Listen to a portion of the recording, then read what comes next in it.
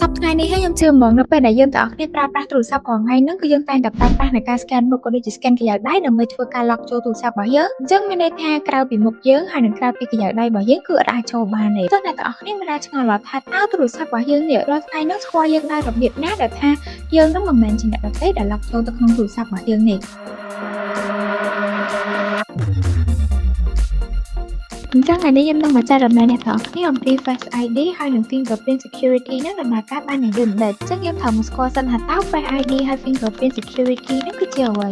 បាននិយាយទៅវាគឺជា biometric security ដែលប្រើប្រាស់លក្ខណៈពិសេសនៃរាងកាយរបស់មនុស្សដែលមានមុខនិងរាងដៃដើម្បីផ្ទៀងផ្ទាត់អត្តសញ្ញាណរបស់អ្នកប្រើប្រាស់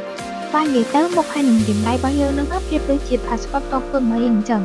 ទោះបើសួរថាតើវាដំណើរការបានយ៉ាងយឺតដិតគឺវាដំណើរការជាច្រើន step ដោយ step ទី1នោះគឺវាមានធ្វើការ scan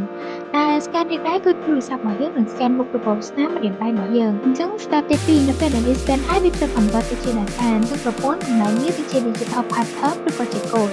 ហើយ step ទី3នៅពេលដែល convert ទៅជា data ហើយទី3នោះគឺ store securely អញ្ចឹង data ទាំងអស់នោះត្រូវបានរក្សាទុកនៅក្នុង secure chip ក្នុងទូរស័ព្ទរបស់យើងនេះឯង